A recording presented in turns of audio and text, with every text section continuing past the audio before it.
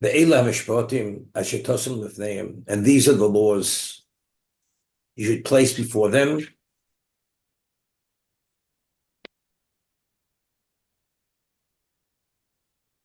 Rashi, the whenever the Torah tells us these are, it comes to negate what was stated before. Most of our Rishonim. This comes to add what was previously stated. Ma Rishonim Misinai. Afelu Misinai was spoken about in last week's reading, the Aser Sadibros, which is clearly Sinai. So the laws which are stated in this parsha are also from Sinai. Loma Niskla Parshas Dinim, Parshas Mizbeach. Why does Torah juxtapose the laws of Dinim, the laws of judges, who qualifies a judge, who does not qualify as a judge, to the portion of the Mizbeach, which is the service in the Mishkan and the Beis HaMikdash, Lo Maloch, Shetosvad Sanhedrin Eitz Al Mikdash, that the Sanhedrin have to convene in the Beis HaMikdash, meaning alongside the sanctuary. I mean, the sanctuary was abutting the location where the Sanhedrin would convene. In the Beis HaMikdash, there was a chamber, it was called Lishkas HaGozis. It was called the Chamber of the Cut Stone.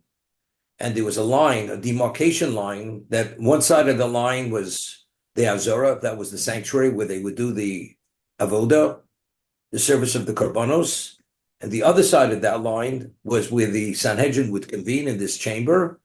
So the Torah is telling us that when they convene, it has to be adjacent to the location of the Avodah.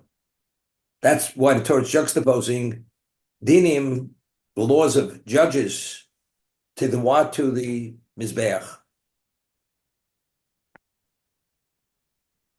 Okay?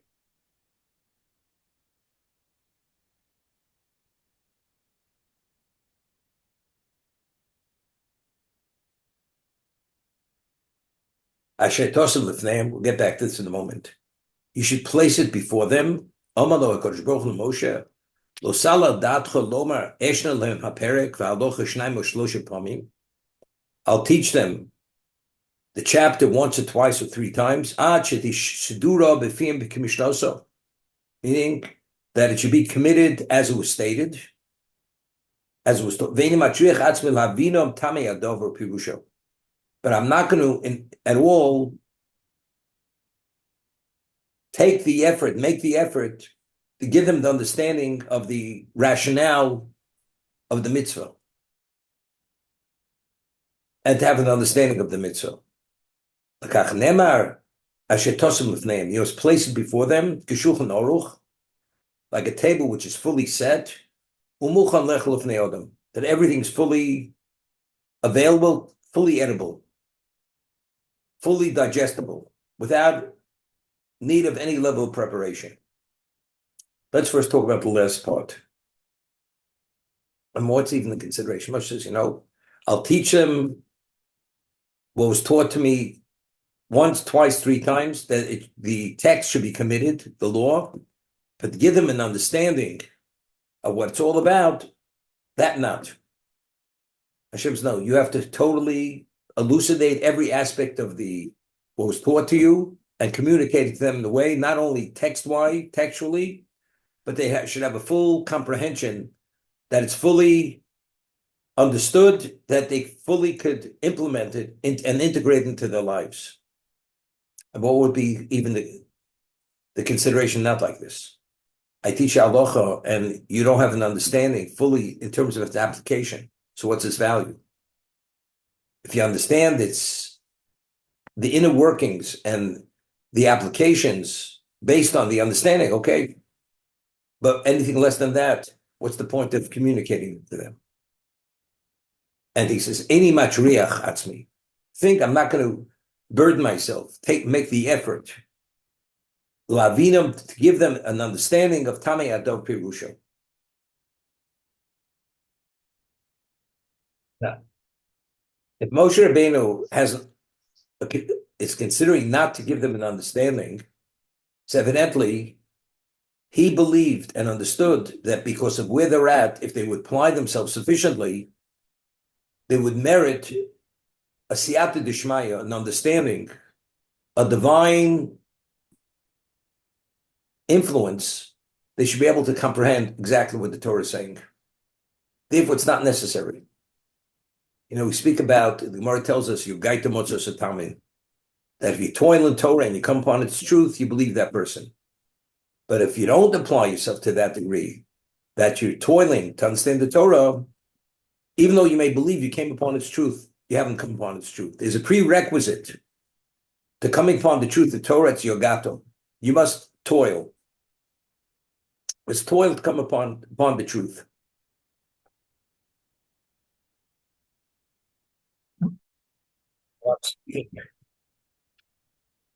Although the Gemara tells us in a number of locations that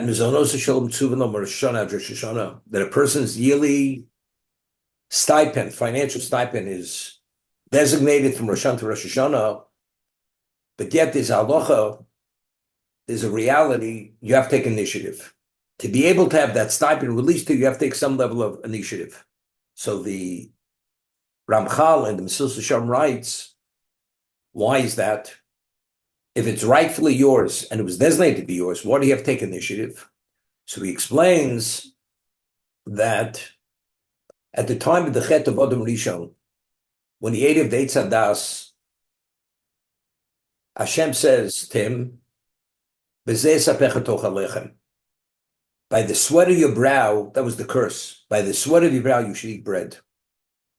So even though one's financial destiny or capacity is pre-designated, but to be able to release it, the prerequisite is you have to eat that bread. You only receive it, release it, if you meet the prerequisite of by the sweat of your brow. If you don't, it doesn't come. Doesn't come to you. You may get some of it, but what's rightfully yours, it's not released unless you meet that prerequisite. Now, Chazal tell us that when Moshe Rabbeinu broke the luchos, Rishonos, the first tablets, the letters of the luchos floated heavenward. They were fire, it floated heavenward. What was that, the significance and the symbolism of the letters flowing heavenward? So Chazal tell us that if Moshe Rabbeinu would have never broken the luchos, the Torah would have never been forgotten from Klal Yisrael. Would have never been forgotten. It's only because he broke it that the symbolism of the letters floating upward is an indication of it evaporates. The Torah itself is evaporating.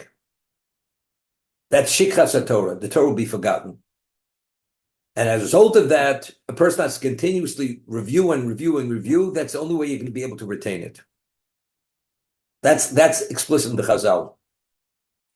Now, just as we find what was the consequence of the Chet of Adam Rishon? Initially, he wouldn't have had to toil for his bread. He was in the Gan Eden, everything was available to him. La'avdu l'shamra, all he had to focus was on his spirituality.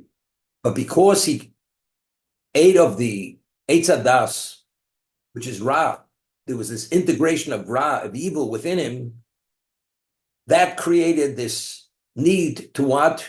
If you want it, you must toil. But otherwise, there'd be no interference. Everything, the world was created to accommodate your spirituality. So if you have to be distracted, it's a problem. So why are you distracted? Because you made a decision, Tir of Eitz Hadas. Because you integrated the evil in you, that's the challenge. Despite the obligation, there's a challenge. And why is there a challenge? Because the evil is part of our being. That's what we're challenged to the degree that we're challenged. Identically, before the Chet of Adam Rishon, in terms of his grasp of truth, it was obvious. He had an open communication. He was in the Garden of Eden. Because he went and he was driven out of that location, what happened? as it says, the world is called Olam. Olam comes from the word Helem. Helem means this concealment. Things aren't obvious. Why aren't they obvious? We say, at the end of time, Hashem's name will be fully la'alein. We find that Hashem said after the destruction, that al case ko, by the mitzvah to eradicate Amalek, ki al case ko, my throne, a kisi shlema, my throne is not complete until Amalek is eradicated from this world. And it says, Zeshmi la'olam, v'zichri l'dovador. This is my name forever. I may remember it's from generation to generation. So over there, the word la'olam is written, the vav is deleted. What is la'olam? La'alein. That you're not permitted to pronounce Yud-Kei Vav-Kei. We pronounce Yud-Kei Vav-Kei as if it's written Adni, master. But the pronunciation of Yud-Kei Vav-Kei, you're not permitted to pronounce. It's a Torah violation. You're not permitted to pronounce it based on its vowels. When will you be able to come upon that? As long as there's evil in this world, with it interferes, it doesn't allow you to see with absolute clarity God's presence. It's this helem, this concealment. So how do you somehow contend with that concealment? You got to toil. You got to toil. As you have to toil for your bread, you got to toil for truth. Truth is not obvious. You got to toil. That's the challenge. Your gaitim motzosatamin. As you have to toil for your bread, which is a prerequisite to come upon what's rightfully yours in Torah, that each person received his portion of Torah at Sinai. To come upon that, you have to toil. It doesn't come about unless you toil for it. This is your gaitim motzosatamin. Only through Yigiyah, through that toil, and you come upon truth, then you can believe that person. But if you did not toil sufficiently, then even though you believe you came upon truth, you didn't come upon truth. Not at all. So we see, just as in the physical, your prerequisite is toil, within the spiritual, prerequisite is toil. Moshe Rabbeinu at Sinai originally said to this, understood that the Torah itself, it's enough, just present it in the text. They just have to apply themselves. That's enough. And it's within their capacity. If they toil sufficiently, they'll come upon its truth. Hashem says, no. You have to present like Shulchan Aruch, like a prepared table where the food is already processed, fully prepared, and it's ready for consumption. That's what you have to give to them. And then, within that context, there's also Yigiyah. You must toil. But Moshe Rabbeinu held at an earlier stage, the toil would allow them to come upon the truth. Hashem says no. Moshe thought once, twice, three times, teach it to them, it's enough. Now they apply themselves to come upon the truth. Hashem says no. It must be like a prepared table. Now, when you have the prepared table and you have everything, now we begin talking about coming upon the ultimate level of truth.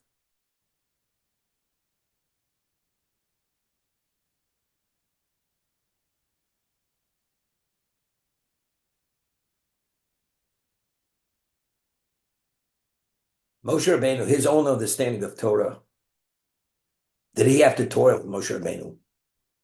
Did he have to toil? We had said, it has to do with next week's parsha, it says that Moshe Rabbeinu had difficulty in a number of things. One of the things he had difficulty was what? The menorah. How exactly does he form the menorah? So Hashem says, just take the gold, throw it into the kiln, and the menorah came out by itself. So we explained then, and what was so difficult? I mean, we have pictures and images of the menorah. Was the difficulty in its physical form, or his difficulty was the infusion of kavanah, of intent?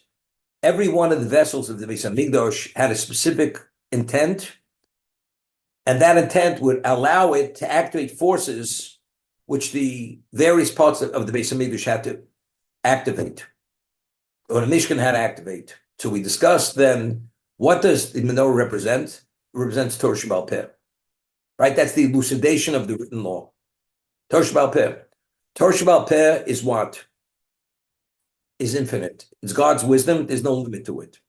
As a result of that, Moshe Rabbeinu didn't have the capacity to infuse it with that what? With that intent. Therefore, he was niskasha. Therefore, he had difficulty. Hashem says, no problem. Take it, throw it into the kiln, and God will actually infuse it with whatever has to be infused, because Hashem himself is the infinite being. So we ask the question then, if Hashem is doing it all, why did Moshe Rabbeinu have to take the gold and put it into the kiln? Why do you have to do that? The answer is that's Yugata Motzosa. Even though Hashem is the one who's actually endowing it, giving you the ability to come upon it, but you have to take initiative. The menorah, putting the gold into the kiln, that's taking initiative. Minimally, you have to do that. After you've taken the initiative, then you merit the understanding of what it's all about. Then you merit the Siyata Dishmaya. Moshe Rabbeinu was at a level, he just had to ask. He just had a little, like a nuance of effort. He ready all the avenues of wisdom of Kedusha were open to him.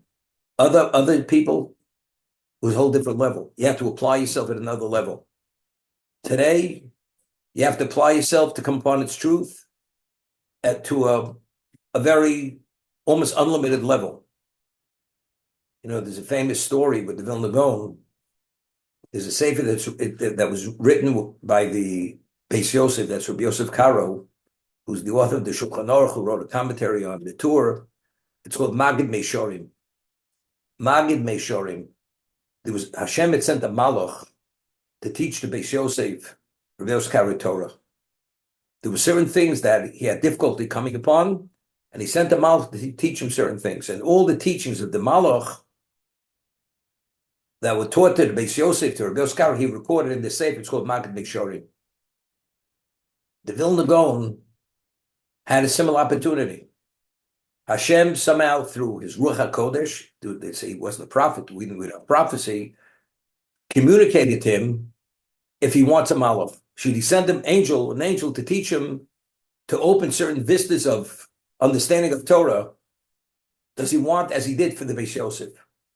So the Vilna Gaon said that if it's something that I could come upon through my own toil, I'm not interested. If it's something I can't, then I'm interested. So Hashem had communicated to him through his divine spirit. If you apply yourself sufficiently, you come upon its truth, but through your own effort. So the Vilna Gaon said, if that's the case, I'm not interested. I'm not interested in malach. I prefer to come upon it through my own effort, through my own toil. Famous story with the Vilna Gaon versus Hashem made him the offer. He turned it down because he felt he's able to come upon it. That was the question he asked. Could I come upon it? Could I not? I'm not interested. I'm not, because I could come upon it myself. But that's the Yigiyah. But again, you only need that level of effort only because of what? Because there's an integration of what? Of evil in existence. This is all blockage. That's the blockage. Before this Chet of Adam Rishon, there was no blockage whatsoever.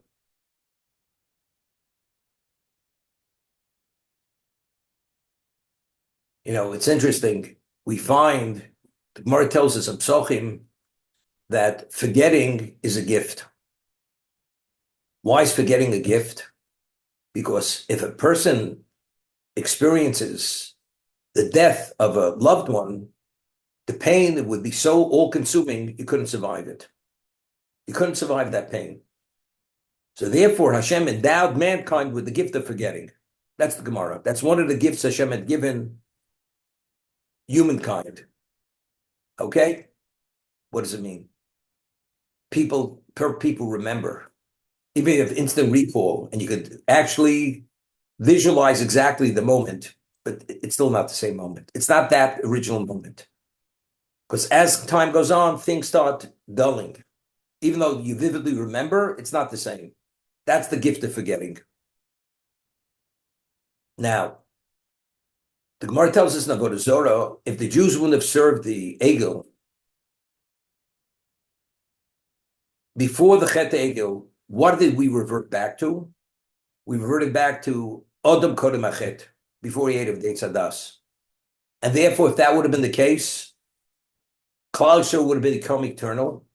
Death would have no relevance to us any longer.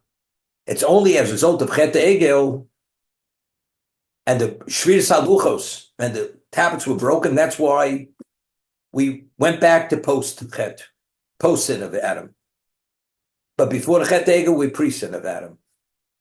Okay? What is pre-sin of Adam? Pre-sin of Adam means that the effect of the Eitz Hadas had no effect on us. That's where we would have lived forever. Because Hashem said, the day you eat of that tree, you become subject to death. But because we reverted back to pre-sin, we're not subject to death any longer. As a result of the Chet Egel, we went back to post-sin. Now, why is there forgetting? Why do we forget? It's a gift. Because there's death. But if death has no relevance to Klal Yisrael, because we went back to pre-sin, there's no reason, there's no basis to forget any longer. But once you forget, unilaterally, you're subject to forgetting. That includes the Torah itself. And that's what Shvius Haluchos.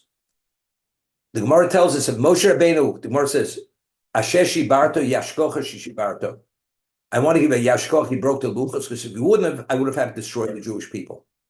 Because the breaking of the luchos was an annulment of the relationship, otherwise it would have been considered like adultery under the chuppah. So what was it exactly? The floating of the letters upward represents the shikras HaTorah, the forgetting of the Torah. It evaporates, it dissipates. That's reverting back, that's post-sin. Post-sin, you're subject to death. Subject to death, forgetting. Once you forgetting, that cause of the forgetting, which is death, automatically diminishes the clarity of Torah. You don't have that clarity anymore. You forget. Therefore, you need that effort. As you need the effort in the physical sense, you need that level of toil in the spiritual sense to come upon the truth, because you have to contend with whatever the evil that exists within us. Why did Adam eat of the tree of knowledge? Because Chava gave him the fruit. Right? That's the reason why he ate. And why did Klal Yisrael do the Chet Egel? Originally, the Gemara tells us, you'd say the Jews were culpable for the Chet Egel, fully culpable. The Gemara says they weren't fully culpable. They were culpable, but not fully culpable. Why? Because when the Chet Egel, we speak of the Chet Egel, it says, Eila Elohecha Yisrael. This is your God, Israel. If the Jews initiated themselves, it should say, Eila Eloheinu Yisrael. This is our God. This is your God? So the Gemara tells us it was initiated by the Erev Rav. The rabble, they're the ones who initiated it. And they're the ones, this external influence influenced us to partake of the Chet Egel. Otherwise, we wouldn't have done it. So we didn't initiate it. It was initiated by the rabble. It's interesting. Just as initially, Adam was sin-free, and Chava is the one who actually initiated it, due to the Nachash, identically, we were sin-free. Who initiated it? We didn't initiate it. It was initiated through the Erev Rav. Literally, these are the parallels. And just like in the physical, there's B'zeh Sbech Tochel Lechem, in the spiritual, you also have to take initiative also to toil, the same level of toil, to become upon its truth. The ultimate would have been Plan A. But because we chose to fail, therefore there's Plan B. So what's the model of what should have been? Right? That's Plan A. Why is there a Plan B? Because God knew that we would fail. That was Adam's choice. God created Plan B because God knew Adam would choose to fail.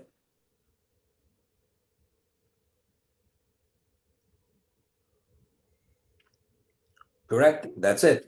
No. There's always Plan B for that reason. Why did Moshe hit the rock? And he didn't go to Eretz Yisrael? Because God knew he would fail, but it was his choice. It was his choice.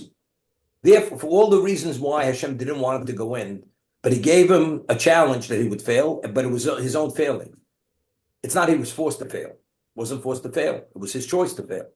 And because he chose to fail, therefore he's not going in. But God had his reasons why he didn't want to go in, for whatever reason you explain. as you explain it. Right. Okay.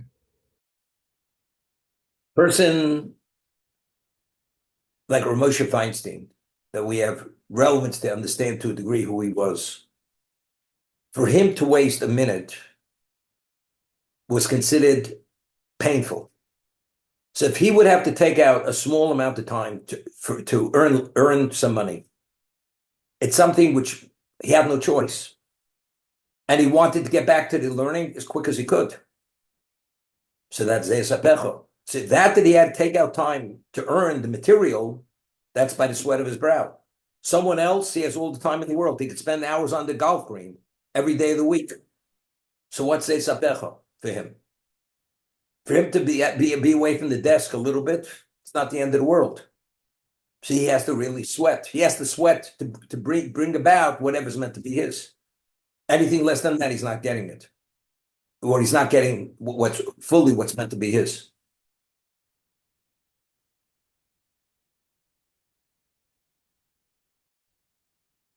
Now, the halacha is that the only court that could issue verdicts of the death penalty, you have to have a bezin of 23 dayanim. It's called Sanhedrin Kitano. We have a Sanhedrin Gedola, the high court, which they're located, we mentioned on Lishkas Agozis, on the Temple Mount. They're comprised of 71 dayanim. The lower courts, which every community has to have a bezin of 23, they could also issue verdicts of death penalty. Okay? A court of 3 is able to issue verdicts of what? Monetary and penalty. Malkos, lashes. Death penalty they cannot issue. You need a court of 23. Now, what happens if the high court of 71 hadn't yet convened on the Temple Mount, in the Lishkas Agozis? The lower courts of 23 cannot issue verdicts of death penalty. It's only when the high court is in session in the Lishkas Agozis, only then the lower courts are able to issue those kinds of verdicts. What is that? What does that indicate? If they're in session, the lower courts can issue those verdicts. If they're not in session, they can't issue those verdicts. Rashi says, the Chazal, why does the Torah juxtapose the law of the Sanhedrin to the law of the Mizbeach? That when the court convenes, they have to convene on the Temple Mount adjacent to the sanctuary where they do the avodah. That location is what? That's the location of the Shechina. That's the Shechina, okay? Now, the Gemara in Sanhedrin cites a posuk, Elokim, posuk from Tehillim, Elokim nitza b'askel, that every time a court convenes, Hashem convenes together with that court. Even for monetary, not only for the death penalty, any legal matter which the court has to give a verdict, whether it's monetary, penalty, or it's lashes, to have that level of clarity that you need, God convenes with that court. There's always a question, there's always human error. And if there's human error, how does the court take upon themselves the responsibility to put a person to death where they may be making a mistake? Especially, there's a law, Adam Zomimim. You have witnesses who testify, and then afterwards, they're false. They're found to be conspiring. So you put an innocent man to death. But yet the Torah is not concerned about this. Why isn't the Torah concerned? So the answer we've spoken about in the past, because Elokim nitza b'askel, because when the court convenes and you meet all the criteria of what a halacha court is, God convenes with that court. If the dayanim are qualified to be dayanim, which has to do with this parsha, they're called Elohim. They're ordained through Moshe Rabbeinu, and also they're proficient in the halacha. Then God will convene with that in that setting. That means when the judges they adjudicate it and they discuss it, the level of clarity they have, it's because God intervenes and gives them that level of clarity. But that's only because they meet all the criteria of what the court is. As a result, there's no human error. It's divine. The verdict is divine. Because Elokim nitza b'askel. Elokim convenes together with the Adas Kel, with the Bezdin. So what about this Eidim Zomim? It's a very interesting halacha. The Rambam says that to be a Navi firstly has to do a number of things to be a true prophet. He has to perform a revealed miracle, and he has to forecast the future. And if he does both of these things, that confirms that he's a Navi Emes, that he's a true prophet. So Rambam asks, maybe when he performs the miracle, maybe it's sorcery. How do we know it's the hand of Hashem? Maybe he's a charlatan, he's a sorcerer. Yeah, that's the question Rambam asks. And Rambam answers, it's no worse when the Torah says, Al Pishna made him Yokum Dover. That the Torah says that what's considered bona fide evidence, when two witnesses who meet the criteria, what a kosher witness is, when they testify, they're what? You take the testimony as fact. Even though there's a chance they may be lying. They may be lying. Torah says you believe them. You don't have to be concerned. As long as you interrogate them and you meet the prerequisite of establishing as true testimony, you don't have to be concerned. Maybe they're lying. Like we said, Eidim Zomim. The court does not be concerned. If they put them through that interrogation, we don't have to worry about Eidim Zomim. We don't have to worry. But let's say they turn out to be Eidim Zomim. So an innocent person was put to death. The answer is no. Innocent person was not put to death. Hashem wanted that person to die. Elokim nitzav daskel.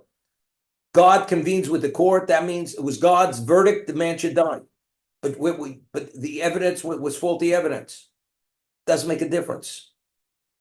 It's the same idea. As Hashem says, you accept testimony. You don't have to be concerned. Maybe they're lying. Identically, when a Navi comes and he performs a miracle, you don't have to be concerned about sorcery. Because Hashem says that establishes as a Navi Emes, as a true prophet. It's literally the same thing. So regarding monetary verdict, regarding penalty, regarding lashes, Hashem convenes with that Bezdin, even though they're not linked to the ultimate level of Kedusha. But to take a Jew's life, the death penalty, you have to be connected at the highest level. What is that? That's the Temple Mount. The Sanhedrin, when they convene on the Temple Mount, which abuts, which is adjacent to the Azor, which is the location of the Shekhinah, then every lower court of 23 is linked to that. You have a level of clarity that even to be able to take a life. Because the life, a Jew's life, is chai b'em lo shemus b'em. A Jewish life overrides the Torah's entirety. So what level of clarity do you need? What level of Shekhinah do you need? You need the ultimate. So when the high court of 71 convenes on the Temple Mount, then every lower court of 23 is linked to that. You have that level of Shekhinah. But if the high court is not there, so the level of Shekhinah, Elokim B'das Kael is not there. If that's the case, you can't take a life. They can't give verdicts which have relevance to the death penalty for that reason.